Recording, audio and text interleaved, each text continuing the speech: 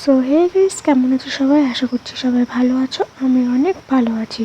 তো চলে এসেছি আজকে নতুন একটা ভিডিও নিয়ে, যেটা ছিল বোনের বউ হাতের ভিডিও। তো সেদিন সকালবেলা উঠেই আমরা মুরগির পায়ের পেছনে পড়ে গেছিলাম।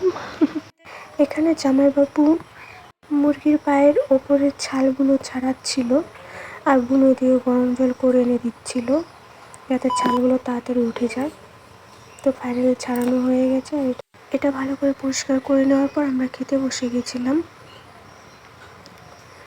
তো খাওয়া দাওয়া কমপ্লিট হওয়ার পর সবাই মিলে নিয়ে বসে গেছি বিয়ের তত্ত্ব সাজাতে সাজাতে বলতে প্যাকিং করতে আর কি। তো বিয়ের তত্ত্ব প্যাকিং করার পর আমরা স্নান দান করে এসে বসে পড়েছিলাম রেডি হব বলে। কিন্তু এদিকে আবার জামাইবাবু, মানে এটা মেঝো জামাইবাবু, আমাদের দিয়েছিল আইসক্রিম পার্টি। আর এখানে শুধু আমার কাকিমার অবস্থা দেখো, বলছে কি দাঁড়া দাঁড়া একটু ভালো করে নে, একটু ভালো করে নে। কাকিমা ভাবছিল যে আমি ছবি তুলছি, কিন্তু অ্যাকচুয়ালি আমি ভিডিও করছিলাম। তো এই যে জামাইবাবুটা আমাদের আইসক্রিম পার্টি দিয়েছিল। তো ফাইনালি তো আইসক্রিম পার্টি শেষ হওয়ার পর আমরা এদিকে রেডি হতে শুরু করে দিয়েছিলাম। দেখো সবাই যে যার মতো সাজুগুজু করতে ব্যস্ত। এটা আমাদের বড় দিদি, হ্যাঁ আমি জামাইবাবুর সাথে একটু ইয়ার্কি করছিলাম। এটা বড় জামাইবাবু, আর এই যে আমাদের কেলটি পিসি। এটাকে আমি কেলটি পিসি বলি কারণ পিসিটা রোগা, মানে বেশি রোগা, তাই আমি ইয়ার্কি করে কেলটি পিসি বলি।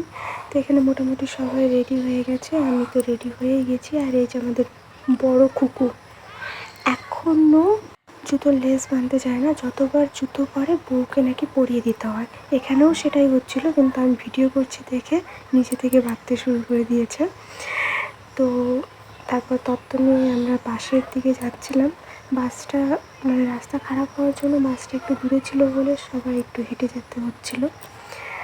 তো বাসে উঠে কিছু দূর যেতে না যেতে আমার বোনের অবস্থা খারাপ হয়ে গেছিলো, বমি বমি ভাব পাচ্ছিল। ওই জন্য আমি এটা বলছিলাম।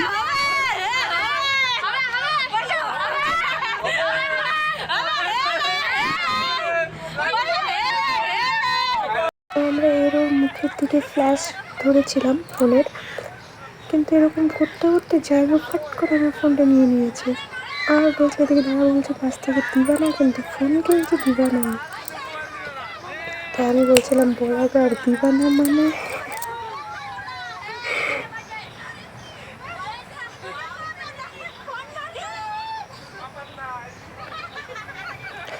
তো এই ভিডিওটা আমার জামাইবাবু করে দিয়েছিল আমাদের বাসে সবার অবস্থা কেমন কী আছে সেটা দেখানোর জন্য।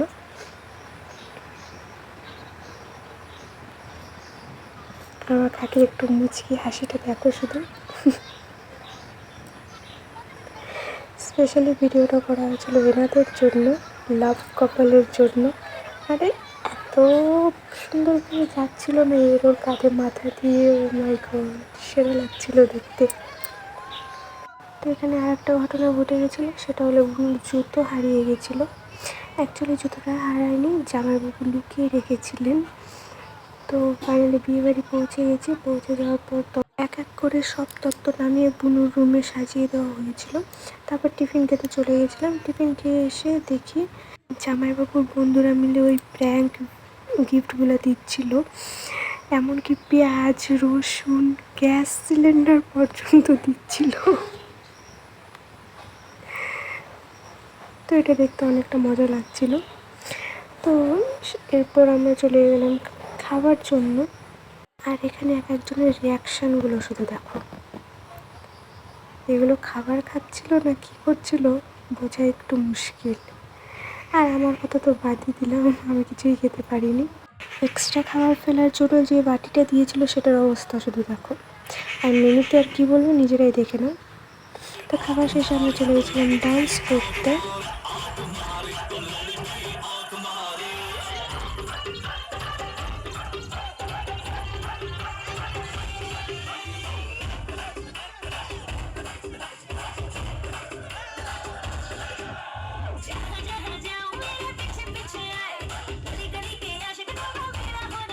সবাই মিলে বর বউকে নাচানোর এত চেষ্টা করছিলাম, কিন্তু কোনোভাবেই একসাথে গোছাতে পারছিলাম না। তো অনেক বলার পর ফাইনালি একটু ডান্স করেছিল।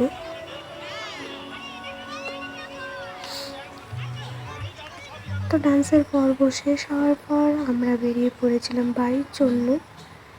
তো এখানে সবার ঘুম ঘুম অবস্থা, প্রত্যেকে অনেক টায়ার্ড হয়ে গেছিলো আর আমার তো বেচাই ঘুম পাচ্ছিল। তো চলো এই ভিডিওটা এই পর্যন্ত, দেখা হচ্ছে পরের ব্লগে। টাটা।